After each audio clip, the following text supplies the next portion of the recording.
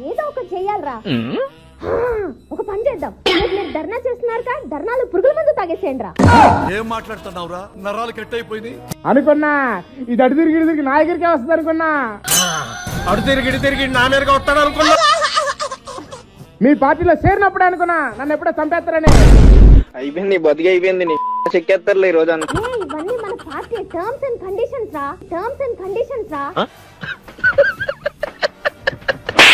ఎలా చెప్పు? ఆ పురుగుల మందు తాగి నేను చచ్చిపోతే శవాన్ని ఎలా వాడుకోవాలో అన్నకు బాగా తెలుసులేరా. అంటే అన్నాడు గాని ఆ ఊహ ఎంత బాగుందో. రే అలా అంటావేంట్రా? అన్న కోసం ఇంత మంది తాగలేవారా? మజాక్ చేస్తున్నావు. అలాగే తాగుతాంలే.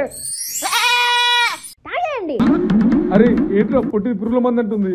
వాళ్ళు అలాగే అంటారు గాని మనం ఏం చేయాలో చేద్దాంలే. ఈ పురుగుల మందు డబ్బా తీసుకున్నావా, లోపల ఉన్న మందుని పడేసావా, నీట్గా కడిగేసావా, మనకి నచ్చిన మందు ఈ డబ్బాలో కలిపేసావా, రోడ్డుకి ఈ పురుగుల మందు తాగేసావా.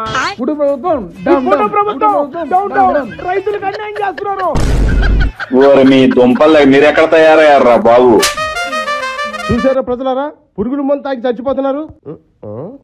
మందు కలుపుకొచ్చేసారా, నేను తాగి చచ్చిపోతా. మాకు సాల్తరా మందు. ఉల్లి రైతులను రెచ్చగొట్టేందుకు వారిద్దరూ మద్యం తాగి పురుగుల మందు తాగినట్లు నటించారని పోలీసులు తేల్చారు. ఆ ఫేక్ వీడియోను సోషల్ మీడియాలో పోస్ట్ చేశారని తేల్చారు. దీంతో ఇద్దరిపై పోలీసులు కేసు నమోదు చేశారు. మీరేంటో మీ విధానాలేంటో ఇప్పటికి నాకు అర్థం అవరో బాబు.